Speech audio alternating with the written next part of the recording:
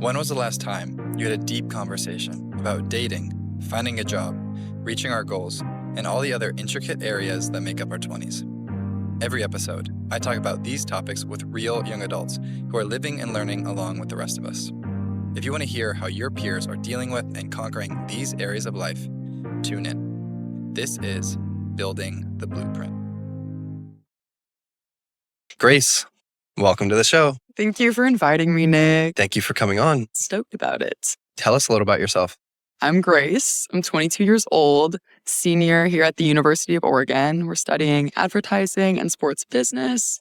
I'm from Los Angeles. Love it here in the PNW, though. It's a good place to be. And a little fun fact, I really want to be the Oregon Duck, the mascot. You would be such a good Oregon Duck. It's been a task. I will not graduate until I'm in that costume at least once. Hasn't happened yet, but there's still time. time is taken. Yeah. Got to make it happen. One thing to know about Grace is she is like the most giddy, happy person you'll ever meet. Always happy, always has energy, always ready to go. We tried. I'm excited to have you here. Yes, me too. One thing we have in common is we're both in Greek life. I'm in a fraternity, you're in a sorority. You're my roommate's girlfriend. Okay. Shout out Drew. Shout out, Drew.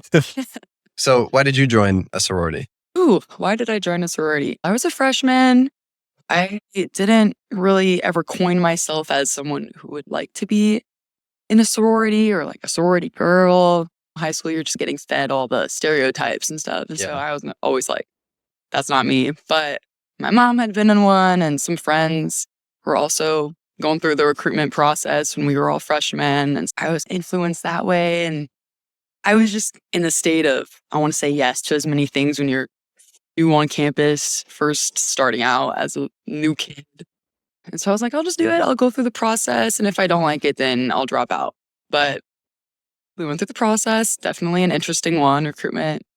If you're in a sorority, it's just a long process, super weird, a lot of things. But we stuck it out, met some really cool people, decided to give it a go and stay, live in the house, all the things. What was one of your craziest recruitment stories? Fraternity rush, sorority rush are really different. Yeah. Fraternity rush is I show up, there's a barbecue, I say hi to people. Football. That's how Drew got, and we saw Drew throw a football 100 miles an hour. We're like, he's in. True. And then sorority rush is you have to get all dressed up. You have to go to every single house. They cut you. Yeah. It's very brutal. Like people cry all the time. You're a young girl, a young woman, and you're trying to impress everyone. And even though that's hard if someone you get in your head about, oh, they don't like me. And then boom, you're cut from these certain places and you don't understand why. And then like my sister just did the recruitment process at her university and she was confused and all the things. There's always something to be confused and emotional about. But in the end, I think it all works out. But yeah, definitely very different than dude rush. Yeah. What advice would you give someone who's going to rush in the spring or in the fall for the first time? Ooh, I would say just do it, even if you're unsure. And it is nerve-wracking, of course. But in the end, the main theme, I guess, is you're meeting new people. You're learning how to converse with people.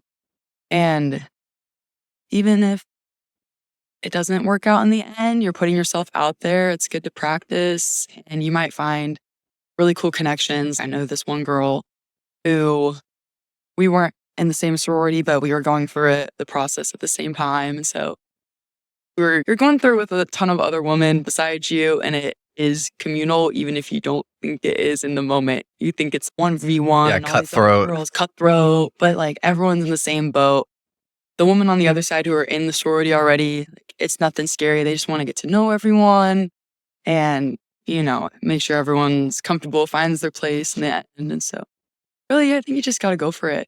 Definitely be yourself. Yeah. Like when you're rushing, you're like, this is life or death. Yes. They're analyzing everything that I do. It's me or them. And like once you're like in the fraternity or sorority, you're like, oh, like I'm just making sure this person's not a psycho, making sure like I enjoy being around them. It's pretty simple. Yeah. And so I guess the main thing is to be yourself.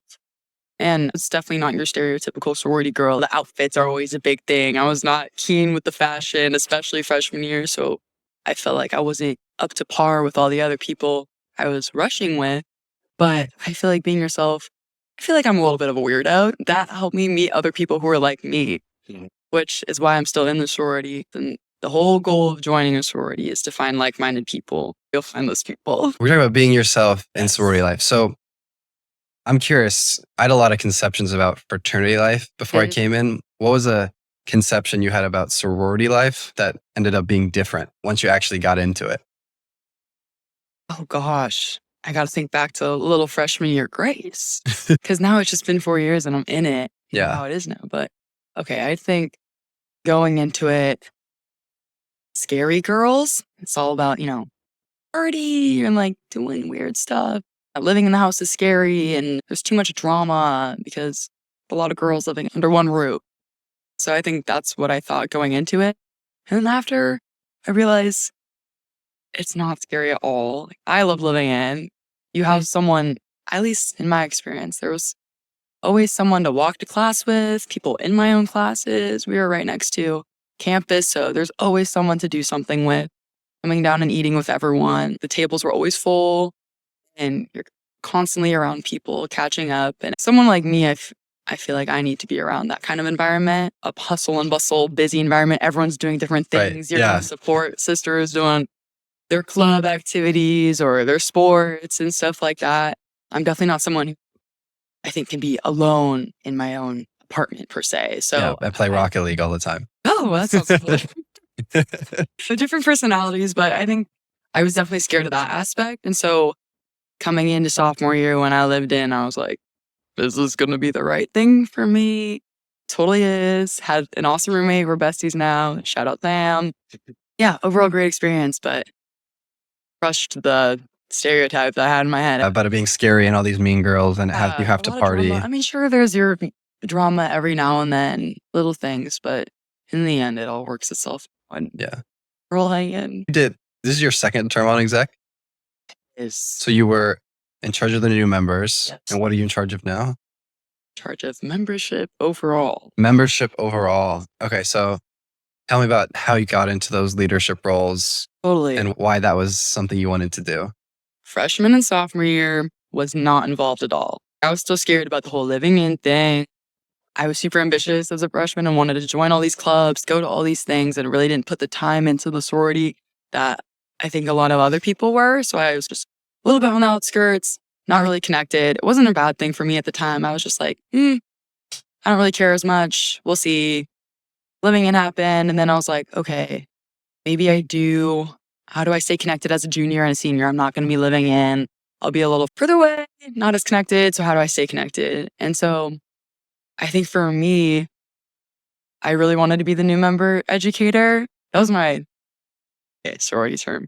Big. She was our new member educator. And I thought that's a really cool position. You get to know all the new members, all the freshmen who are just coming in and really connect with everyone, guide them through the process. And I felt like that's something I could do. And I would really enjoy that.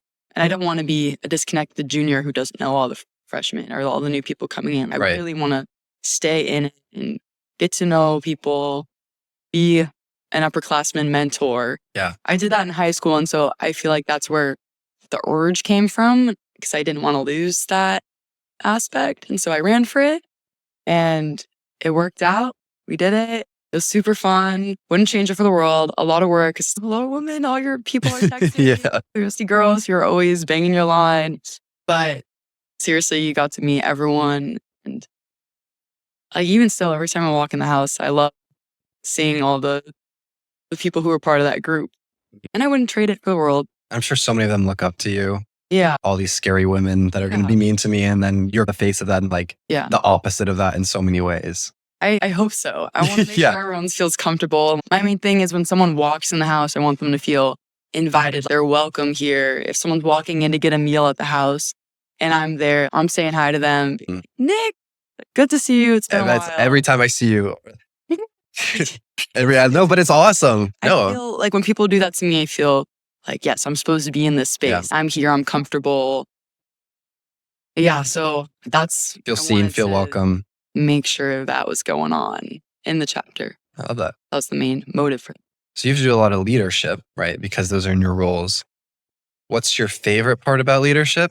And then second part, what's the hardest part? Favorite part? I would say definitely just all the skills I've gained through the past 2 years of doing specifically sorority leadership. I know it's a given. you've probably heard about being on leadership because it gives you these skills, da da da da da. But truly, I feel more confident in myself and my abilities to talk to other people, lead a group, like demand or command a space in a way. A lot of teamwork, which is so important in Communication. the big world, communication in general. If I didn't have these opportunities, I feel like I would be a lot more reserved. I don't know, just afraid. This really was getting me out of my comfort zone and causing me to, people are looking up to you. And so you got to be a good influence. Positivity was a big thing. And so I feel like that was my favorite part of being a leader, is trying to put on a positive face that everyone will follow in that way too. And all the skills you got to develop as a result of being a leader. Yes, I feel equipped, better equipped than I was a freshman. So what's the hardest part then? What's the hardest part? Because leadership's not easy. Oh, that's not easy at all. I'd say for sorority specific, time commitment, or just, I'd say seeing it through. It's easy to, you're really excited to get this position and you start out and you have all these ideas and then you don't see them necessarily come true, or it's more difficult to execute something that you wanted to happen. There's just things out of your control that bring you down and then you're like, okay, why am I doing this again? I think that was the hardest part for me, finding my reason why I'm doing this, to keep going and keep the foot on the pedal, foot on the gas. And I'm at the end of the term now. And so I'm definitely feeling the senioritis. I'm ready to be done in a way, but also there's work still left to be done. And some days I don't want to go to all the meetings and stuff or deal with things that feel out of my control and I don't know what to do about them. But in the end, I want to leave that impact, and especially for the next person who gets this experience or this position, I want to pass it along and keep them on a good trajectory. Jumpstart them. Jumpstart. Yeah, no, I totally see that. And like Greek life too, especially in the fraternity life, like you see that all the time. Where it's like people are sophomores or juniors and so excited to take on this role. They crush it the first term. They're like, doing good job the second term. And then the third term comes around, they're like super checked out. Totally. Burnout is real. Complaining about it, not want to be in it. And I totally get that too. Like I get that, all the time even with this podcast. It's like some days I'm like so excited to do it. Totally. And some days you're like, fuck, I have to go do the podcast. Right? Comes in, it's seriously, again, one of the things I've taken away from a leadership is like all these highs and lows are similar to many other experiences in life, like the podcast you're saying. Yeah. You're going to have days where it's going to be your favorite thing to do and days where it is. But what about you and your social position in the fraternity? Like, how was that? Yeah. Yeah, it was. You're all done now, yeah? I'm all done with anything. So I was freshman year, I was intramural chair because we didn't have one. I loved intramurals. I actually ran intramurals for my high school. Oh. So I was like, I came in, I was like, I'm going to do this. And I was like doing it with one of the juniors. And he was like, you seem to like this more. I'm going to let you do it. I was like, thank you. I was like, get out of the way, basically. I was like, I got this. So I really enjoyed that. And it was like giving it my all. I was like, this is great. And then what I did was I basically was like, hey, who wants to take over? Like 2 people wanted to be the next one. So I was like, great. I'm going to you're going to work with me. I'm going to teach you what I know and pass you the reins. Onboarding. Right. And I was like, it was good. I got through it. Didn't really burn out. And then social chair, I definitely burned out a bit more because when I took over social chair, didn't really have any socials, right? Because beta is probably fourth official year back. Little new. And so we didn't I took over winter term sophomore year. So I'm a junior. It's winter term junior year right now for me. And we'd only had one social up until that point in my career in the fraternity. Yeah. And so my whole thing was like, oh, I'm flipping this around. Yes. So I was like, we had 4 socials winter term when I got in charge. And then we had this huge summer 4 chapter one with 3 other chapters. And I was like loving it. I was like, this is what we're doing.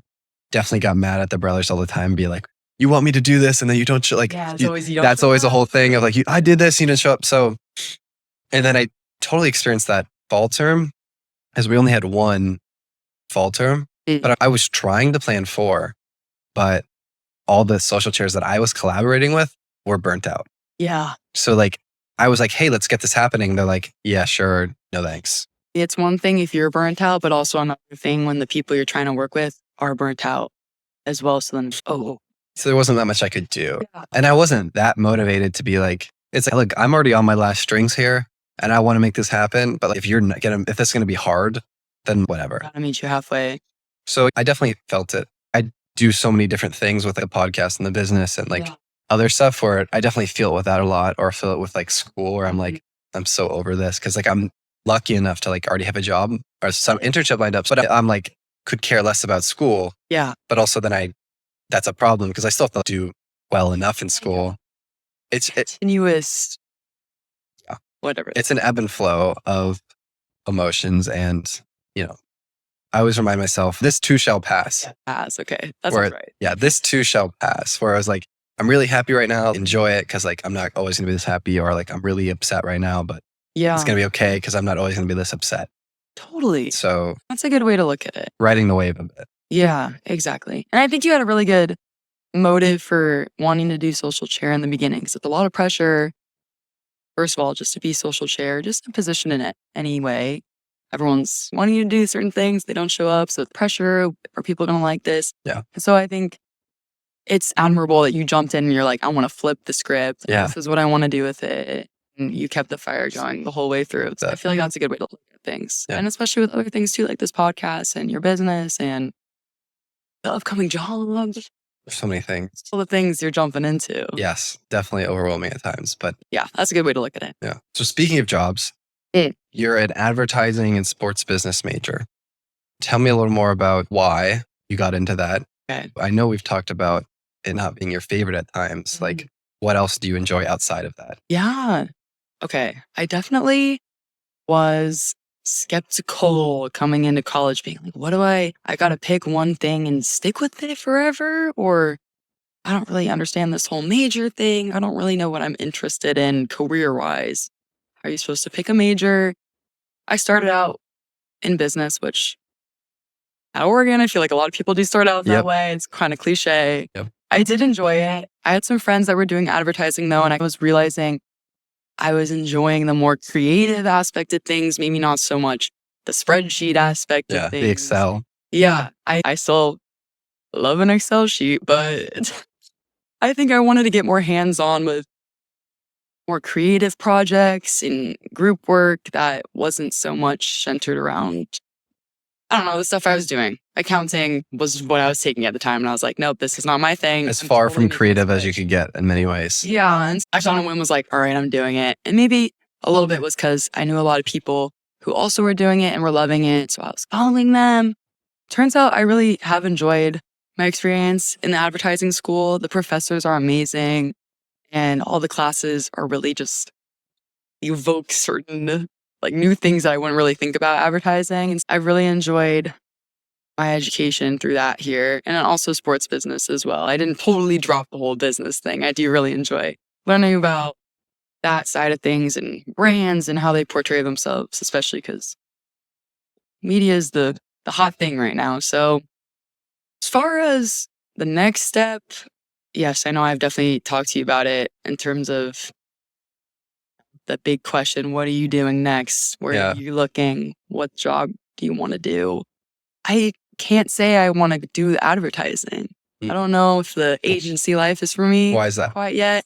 And I think it does have to do with some imposter syndrome I feel like I've had here, which is a big thing I think a lot of seniors are getting over too, with feeling like you're not good enough to be in an agency, you're not creative enough to be producing these types of ads or whatever the task is. And so I personally am not on like the video side or the art director side of things. I've been more strategy side throughout my classes, but I still feel like it's not enough, or like I'm not totally that person who should be in that role. When I'm thinking about, which is totally like an imposter syndrome thing. I know friends have told me like, no, you're meant to be there. You got to do this. You'd be great there. Yeah. And it's just getting over the hump of believing you can be there and do that. I'd say for the job hunt thing that's coming up, I'm honestly just very open-minded. I don't have one specific thing I want to do.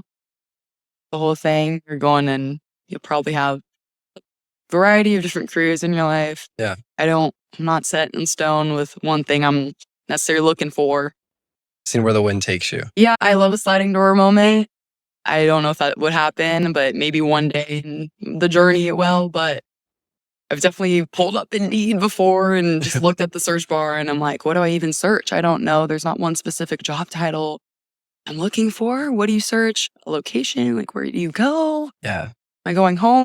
So how are you going about that? Because you're in this really weird limbo that a lot of people are in. Yeah. Okay, I have this degree. I may or may not want to do that for my career. Yeah. I'm also don't totally feel ready. I'm just like, there's just a big kind of question mark. Yes. Where do you start? Do you just start on Indeed? Do you start with location? Yes. Okay, this was my winter break task. I was like, I should probably start figuring out some direction to go in, start thinking about it and not just ignoring it. So I did start on the Indeed route and realized that's really broad and there's so many things out there. It's just hard to narrow it down when you don't really know. I feel like I could go so many different routes and I'm interested in a lot of different routes. So how do I go about it? Seems like you're still not sure. We're still unsure. Even this week, I was thinking about it again. Yeah. These things will pop up in the email and you're like, oh, maybe I should look at this. And then you start thinking about it again. Yeah. I'm definitely in a phase right now where I'm blocking it out and trying not to think about it. It's not really real yet. But it's lingering. It's getting closer. The shoulders keep getting a little bit heavier Yeah. as the weeks go on. Yeah. It seems to me, just listening to like when you went to sorority life and when you went to advertising, a decent amount of some of the bigger decisions you made. Also, what are the people around you doing? Mm. Do you think that'll be a factor that comes down to it? If like my friend moved to Chicago, I'm going to move with them. Or I think the interesting thing about it is at the beginning, you're going where your friends are going and you're influenced that way. But I feel like now at the end of my time here, I want to do the complete opposite. Like I want to do my own thing. It's like a weird independent leap. Yeah. That I think I'm searching for. Ready for a reset. A reset. We are definitely still figuring that out. I'm like here at this school for so long. So gotta find the resources here to use to help navigate this a little bit. Definitely taking advantage of the UO's offerings. One day they won't be here. Which is also scary. Yeah, that's weird. I feel like we're in this little bubble or cushion with all these advisors and clubs and things that are. There's the expectations of like when you're in college and that's enough. And then once you're out of college, all of a sudden you're unemployed. Yeah. Now you're the unemployed person, which is like a whole new bad feeling. Yeah. I think I'm lucky that I feel supported by my loved ones where they're like, don't feel that pressure to find what you're going to do for the rest of your life right away. My family and friends are very much like, feel the limbo, feel all the emotions going through it. It's going to be hard. Yeah. You're going to have to put yourself out there. Again, you've done it before. You can do it with this. It's just a new phase of life. Go through the ups and downs. You're probably going to be unemployed for a minute and you're going to make it work somehow. So it sounds so broad. That's what I've been saying for the past term or so. But it's nice that you have that support though. Yeah. And I get it. And this is also coming back to the ebbs and flows we were talking about earlier. If like, this too shall pass, 5 years from now, you're going to be going like, I can't believe I didn't know what I was going to do. Like, this is what I'm meant for. Which those are the things I look forward to. So it gives me hope. Yeah, but I can feel that sense of, by the end of winter break, I'll know. And then you don't know and you're like, shoot. That's exactly what I felt. Yeah. January came around and I was like, I still thought I would have this figured out. No, it's not really realistic. Yeah. How did you find your new gig this summer? How did you figure that out? What was step one? How did I are you asking like how I figured out getting a job or how to figure out like what I want to do? Two different answers. First, like figuring out what I wanted to do has always just been trying. So, growing up, I was like, I love numbers. I loved math. Yes. So I was like, I'm going to be a financial analyst because I thought stocks were so cool. I was investing as a kid, lost money for sure, made a bunch of money. And I was like, oh, I'm the man. And then I'd lost money. And then I was like, oh, shoot. And I was like, that was my thing. And then I got to UO and there's a UO investment group. So they have a little intro program where you get in because it's not easy to get in. And I did the intro program to see what I thought about it. And I hated it. So all of a sudden this thing that I had liked my whole life, I was like, oh, I really don't like this. Yep. Weird. That's a crusher for sure. Yeah. At first. My thought process was like, okay, check that off the list. Yes. And so then I went to consulting and on my second try, got into the consulting group. And I was in consulting and I was like, oh, because my dad does consulting, but I never really knew what he did. And because it's such a broad term. Yeah. And then I got into it and I was like, oh, I actually really enjoy this. So I was like, okay, maybe this could be a path for me. And I started doing some networking calls. Right now, I'm like, I like it, but I don't know if that's the life balance I want because they're working 80 hours a week. Totally. And then so like a lot of it too has just been, I do a lot of networking calls with like, okay, he's in venture capital. And I reach out to him and say, hey, I'm a student. You're in a career industry that I'm interested in pursuing. Would love to learn a little more about what your everyday life looks like and see if that's a field that I might be interested in. Right. And so a lot of it has been just talking to people in different fields and seeing, okay, what do you do? Yeah. Would I like this? Real scoop. Yes. And like I got this internship and I didn't even really fully know what I was doing until we had our site visit over break. Yay. And I really got to like poke at the people doing the role. And I was like, okay, what do you do? Yeah. And I realized like, okay, if I actually end up doing this role, it's basically actually like a sales role for checking accounts. Good. So basically selling checking accounts is the eventual role I would get into like after I'm not like intern level, right? Solid. But it's just been like poking around, right? Which is also, it's such a good thing to do. And I think a lot of people are scared of asking those questions. What do you do? Because I think if you get accepted to a program like this, or if you're talking to a professional, I don't know, personally, I feel not embarrassed, but awkward to be like, what do you do? And because I feel like there's an expectation, like if you're calling me, you should know what I'm doing. Don't come in here being like, what is this? What do you do? So I feel like that's a good thing to do. Utilize the student logo while you have it. Your role as a student is literally to learn. Yes. And so it's like when you're reaching out as a student, there's much less stigma around it. Totally. And that is the thing.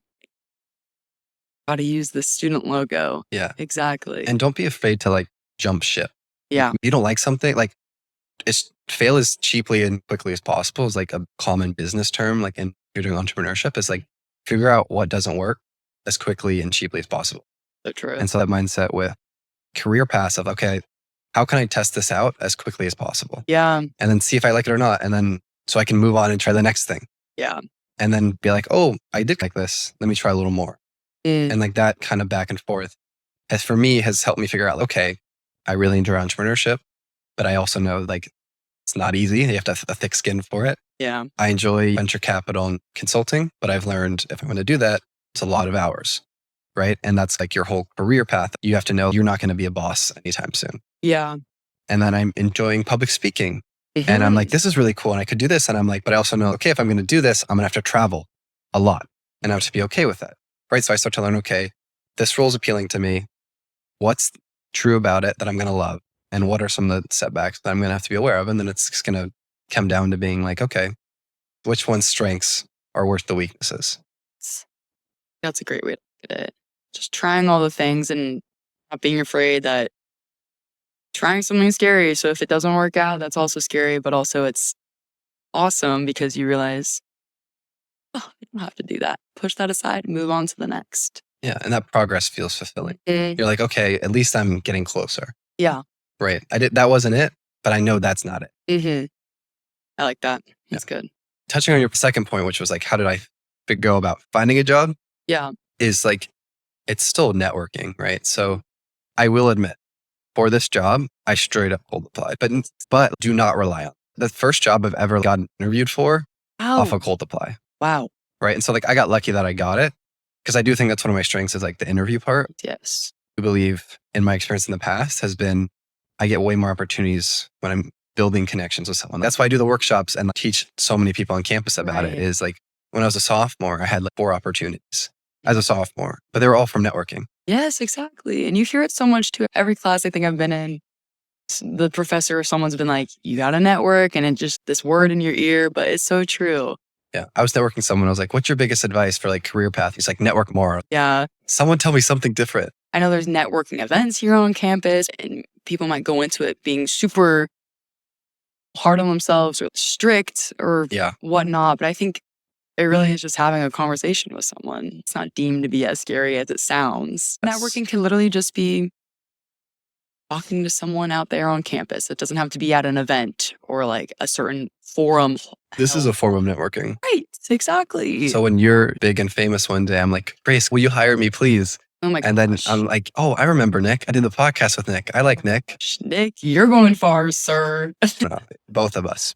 Yeah. But the other thing I'll say about networking is especially when people hear networking, they're like business, like you were saying. And they're like, they go to the networking events and they're like handing out resumes. Yes. I've never given a resume. I'm not a guru, right? I'm not saying I'm right or wrong, but in my experience, your goal with networking should be get this person to like me. You get them to like you by liking them. Yeah. They did a study of like high school students and like who's the coolest. They would see like who is liked by the most people. Totally. And the study showed that the coolest kid in the whole school was the kid who liked the most people. Because you mark down who you like. Yeah. And the kid who said he liked the most people was actually liked by the most people. Wow. Right? That's a fun study. Yeah, fun little side note. Yeah. When you're networking, your goal is just to make a friend. And the whole point of networking is I'm much more likely to hire a friend that I know and trust than a stranger who applied. Exactly.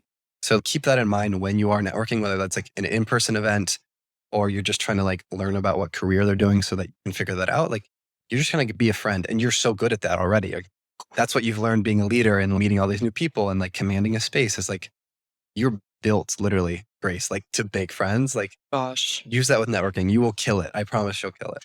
Thanks, Nick. I know that turned into general advice, into Grace advice, but as I was singing, I was like, wait, Grace would be perfect at this. I completely agree. But I think, again, going back to the whole imposter syndrome thing, I think I view networking as such a business term that I haven't even realized that maybe I have been networking all these years. It's just meeting people, exactly, being a friend to someone. And again, the point that you were saying about you liking the person. Because eventually, if you're not liking the person you're talking to, do you really want to work with them? Then you're just like using them. Yeah, exactly. And it's like The draining. most natural thing to do. So networking for you is getting out of your comfort zone. Yes. Every podcast, I usually bring 3 topics to talk about. And then I always ask the guest to bring one to talk about. And you want to talk about getting out of your comfort zone. I can already tell you're a little nervous about talking about this. Like why is it so important, do you think, to get out of our comfort zones? Yeah, for me, it's such a broad topic. And there's so many little shoots that you can go off of this topic.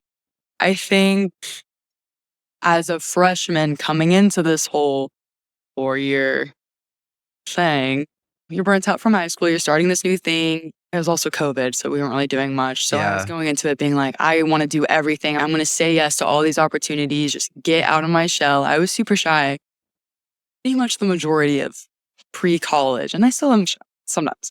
But I would not talk to people ever. And so I was like, college might be a little bit of a scary thing, but you got to get out of the shell. Rushing was a big thing that was getting me out of my comfort zone, really feeling the butterflies, but still pushing yourself to go sit next to that person in line and strike up a conversation with them, get to know them, ask to go to the dining hall with them or go with random people in your class and not be afraid of striking something that's new. Like you're new on this campus. And I think it's almost like a spontaneity thing. Like I remember being a little too ambitious sometimes. Yep. For example, I decided, you're a freshman, you're looking at all the clubs to join on campus. What do I want to do, get involved with? I was just going to that club fair, putting my name on all of these things. And all of a sudden my email was just bombarded with all these clubs that I didn't even realize I signed up for. I didn't even attend a single one in the end, which then I was like, why did I do that? I didn't really fulfill my goal of getting out of my comfort zone if I just put my name on the list, but I didn't even attend a single club and boom, now you're not doing anything. So then I was like, okay, maybe we'll try something completely new. I saw on one of the email lists, the outdoor program had this excursion to ride a road bike as a group all the way down to LA for winter break. I'd never ridden a road bike before, but I was taking this random PE cycling class, so I somehow deemed myself as a bike rider. Ready. I was ready for it. So I signed up and I went to the pre-trip meeting, and everyone was just, you could tell they're bikers, like road bikers, just ready to be outdoors, riding a bike 80 miles a day. Their first rodeo, they could tell I was just a little fish, like little prey, just signing up because I just was like, I got to say yes to everything. So I am not giving up. I am doing this. I've never ridden a road bike. Didn't know you had to do the whole bending over and your like side, I don't know. Aerodynamic. I thought it was like you're riding a cruiser on the beach or something. Right. All the way down to LA, which is home. So I was like, that's how I'm going to get home for winter break. So then the ambition took over me and I decided to go on the practice ride, which thank goodness they did the practice ride, or else, I don't know, maybe I wouldn't be here. Yes, I don't even know if I would have made it that far. I probably would be somewhere stuck in Oregon still. Somewhere in the mountains. Yeah, and so I went on this practice ride, and you could still tell, like, the people in this group were very wary that I did not know what I was doing, that I needed help. I got lost on the route. Everything was hurting. And then I realized, you know what? Like, I didn't want to quit. I was still so stuck in that. No, I keep pushing myself. Get out of the comfort zone. Even if it's like hurting. Your body's sore from riding a bike. I was just so determined not to quit. But then I realized that getting out of my comfort zone would also mean being okay with quitting. Like sometimes it is okay to quit if the circumstances are not gonna, serve you too well, or I don't know. I was just so focused on saying yes. This is just one example. Like I said yes to so many things freshman year that I was like, you know what? I could spend my time doing something better. It's okay to say no. It's okay to be honest with the people in the group. Be like, hey, this is maybe not my thing. I'm gonna have to step back and maybe I'll try again next year or something. But I feel like that's when I realized getting out of your comfort zone doesn't always mean doing something crazy or saying yes to everything, even though I do love that. Going on an 80-mile bike ride. Yes, that you've never done before. Maybe it's good, but getting out of the comfort zone can also mean being okay with saying no. And that could be as simple as like your friends want to go out one night and maybe you're not feeling good. You got homework to do, but feel the pressure of wanting. For me, getting out of my comfort zone is saying, no, I gotta stay in. Feeling that pressure to go somewhere, do something, and then reel it back and be like, no, I'm gonna do this for the night. Or, I just lost my other example. But And go out like Yeah. emotionally and like being like, I don't really want to, but then actually saying yes. I can go either way. And that's the thing that I think I've focused on throughout my 4 years here is that kind of mentality of, okay, I know I could just opt out of this thing, but no, let's do it. Like even this, I'm like, I'm not a podcast person. Putting me in front of a mic is scary, but like Nick's my friend. I'm always seeing him fiddling around with tech stuff and you're always doing something awesome. Like, yeah, I'm going to get out of my comfort zone and hop on a podcast with you. Love it. All those things. Yeah. I think so much of that too comes from self-reflection because I totally agree. Like I love this topic because, I might not seem it now because I am definitely an extrovert now. Yeah. But I was a total introvert in high school. I'm with you. Total introvert in high school. And so when I got to college, I did the same thing where I was like, okay, what way can I get out of my comfort zone? And like you go too far sometimes and you're like, okay, maybe let's reel it back in. Yeah. And so much of it is once you get better at it and do it a lot, and once you've done the extremes, it's like having the self-reflection of, okay, what am I wanting to do? Yeah. What should I do? And then being like, okay, I'm going to do what I should do.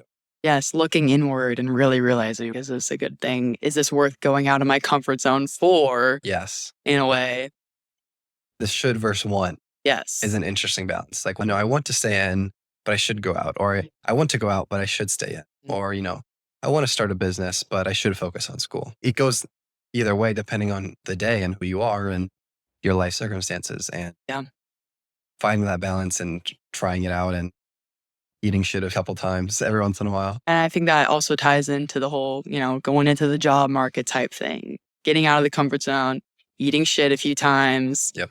You just got to keep on doing it through the cycle. Yeah. And you're going to get there and it's scary. And I still get nervous about networking calls all the time. Totally. And you get it over with and you're like, oh, that was fine. Yeah. I made it. We're all just people. Yeah. We're cool. So one of the things you're really good at. Scared. Uh-oh. What do you think I'm going to say? Ooh. Oh, gosh. Oh, yeah. I'm going to get you here. What do I think you're going to say? What am I good at? Come on. Don't be humbled. Positive. That is what I was going to say. Really? I was going to say you're really good at being optimistic. Okay. Yes. You're very positive, very optimistic, you're very energetic. How can other people be that? Do you think that is a natural thing that you've just always had? Do you think that's something that you developed? Do you think other people who are maybe not as optimistic can more optimistic? I've just always been this way. I don't know. I think I see other people who are negative in a way. I've been negative my fair share of times as well. I'm not just always happy-go-lucky, I promise. But I feel like it just takes up time and energy that I don't really care or want about. And I think I tend to look more big picture. And so when I am feeling negative or mean or not having the best day, I step back and I'm like, is this really going to matter? Or I can flip this around and what's the positive thing that's going to come out of this? And I feel like that helps me get out of that slump and then to walk into new situations with an optimistic outlook on it. Yeah. That sounds really vague. It's so true. I've seen this quote that the world belongs to optimists. And the reasoning behind that is actually because to do great things in life, you have to be naive and overly optimistic that it's going to work out. I'm like, oh, this business will work out. Yeah. This podcast will work out. This book will work out. And overly optimistic about like, this will happen right here, right now. That's not true at all.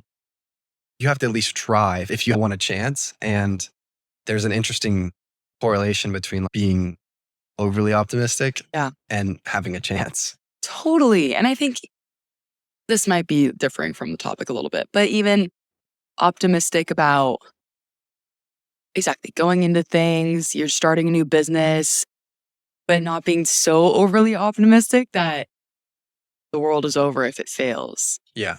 Like, I think failing is a good thing, especially while we still have this student logo and even beyond when we aren't students anymore. But I feel like right now is the perfect time to fail and to get rejected, just get told no. Yes. And sometimes that could weave in with the optimism thing. Like when those things happen, you're not feeling too positive, but that's where you learn, that's where you grow. So then the failure and the no's and the rejection that comes from going into something, well, then if you take it with a positive outlook, I feel like it then brings you back up. This part is like, for example, part of the business is like helping people with their professional development, right? But then eventually I give them these free services. And eventually I'm like, hey, like time to start paying. Oh, okay. So there's the free and then paid version. Yeah. And I'm really good at the free part. People love it. And then you get to the paid version and then I get told no all the time. Totally. I was like, no, but you were loving this. And I was telling you, I was like, how is this? And you're like, this is helping me so much. And you're like, okay, great. If you want to keep doing this, XYZ amount a month. And then all of a sudden they're like, no.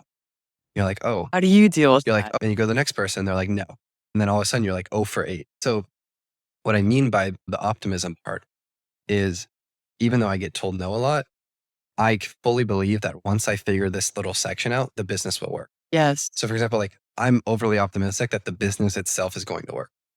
I think so too. About every part. Like when I get told no, I'm not like, oh, it's over. Because I'm overly optimistic about the business working in general. Totally. I know there's 8 parts that I have to get working. Yeah. But my thought is like, my part is, oh, Grace told me no. That's fine. I'm one step closer to figuring out what the formula is for them to. Yes. And I think that's important. And you're not giving up.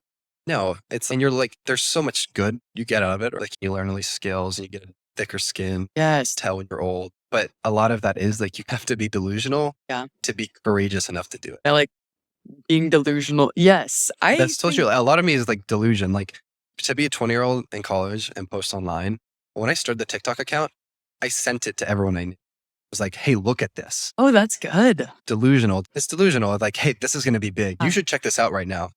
Even though I know it's cheesy in reality and I know it helps some people and other people are like, what the fuck are you doing? The only reason I had enough courage to start a podcast or do all the other things that I do is I'm delusional enough to think that it will work. Same. Yeah. I like the word delusional. I haven't used that, I feel like, when in terms of this context, but I definitely share in the delusional part of things. Big things like the business aspect, but also just day-to-day things. I feel like I walk around maybe delusional. Yeah. I don't know. It just helps me not really get in that kind of slump, maybe. I love using that word too because it's such a negative connotation to that's it. what I'm saying. I think people hear delusional and they're like, oh, that's bad. You got to get out of the clouds. Yeah. But it's also part of keeping that hope alive. Makes life more enjoyable. I'd rather be delusional than, what would the opposite of delusional be? Negative. Genius. Genius. You know, there's a lot of geniuses in the world who hate life. Take. So true. Don't overthink everything. Practical delusion. Yeah, the goal is not to hate life. And if being delusional will guide me away from that, then that's what it's going to be. Yeah, exactly. Delusional. 100%. I like that. We mentioned the opposite of optimism is the negative side of things. And one of the negative emotions that a lot of people feel is feeling overwhelmed. How do you deal with those kinds of emotions and make sure you're taking care of yourself? Ooh, that's a good question. And I feel like it changes constantly. Personally, I have to be doing something like a distraction. I'm almost never home, honestly. If I'm feeling overwhelmed, then I go for a walk or a run or a hike, or I go sit on campus and maybe get some stuff done, make that checklist and figure out what's making me overwhelmed and get to the root of it. Start checking off one thing at a time. I think I just always have to be doing something occupied. I'll go to the house and say hi to people, catch up. So, but then does it ever get to the point too where like it catches up to you? Yes, definitely. And that's what I'm realizing right now. I think if I'm always doing something, then I'm stuck in that delusional. Although I'm not getting to the root of my problem, I'm overwhelmed and I'm just adding more things to do to distract myself from that feeling. So then it's, how do I deal with that? Maybe this will be a take home question, but Yeah. I can tell you for me, like, I'm curious to hear what you think because this is funny. But whenever I feel overwhelmed, I actually focus on like physically and emotionally feeling really good. Mm, And so, for example, like when I feel really overwhelmed, I will take a hot shower. yeah. I'll get all dressed up and put on my favorite outfit and make sure like I'm looking good. Yeah. And there's actually something about like feeling good. Like I have energy. I took a nap. I took a shower. And then also feeling like, oh, I look good right now. And like, Look good, feel good. look good, feel good. That actually helps me get over that a lot. I like that. I like that take. That's funny. I was just talking to one of my roommates this morning about that. I think I'm overwhelmed right now. Just senior things. And then obviously it's midterm season and just other things going on. Yeah. And so I feel like I've been a little bumming it around. Like I haven't been putting on makeup or little things like that. Giving the time to take a hot shower or take a nap when I need to. Yeah. Just doing things repeatedly or just always needing to be out of the house, going somewhere, doing something, making something where I'm like, you know what? I don't look good. I don't feel good either. I was just telling my roommate, I'm like, maybe I do feel a little bit more confident if I put on something that's not sweatpants or something and I go out and then do the things that I'm going to do or put on a swipe of mascara, little things like that. Yep. Where I'm starting to buy into the look good, feel good mentality a little more. I've always been like, nah, just be your natural self or whatever. But I do think I like that tactic, Nick. I like it. I've seen a lot of semi-controversial takes about like particularly young men. This isn't my take, but I do believe a lot of young men problem can be solved by getting in shape and making money. There's something like, obviously there's a deeper part of that of like, okay, you have to have self-reflection and like, get over these problems. Right. But I think it's easier to face those problems when you feel good. Yes. And look good.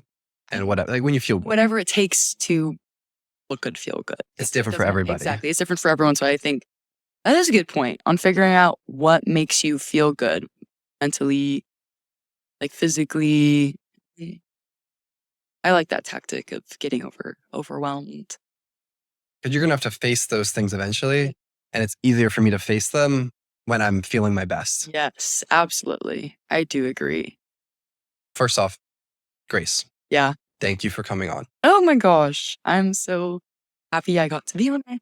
Again, I see Nick doing all these cool things. Like he's been talking about the podcast. I'll see clips on TikTok and stuff like that. People will be talking about it. So honored in a way I get to be part of it. I'm honored that you came on. Wondering what you're doing. We have a closing tradition on this podcast that comes directly from my favorite show, The Diary of a CEO. Ooh. In which the last guest leaves a question for the next guest, not knowing whom they're leaving a question for. I like that.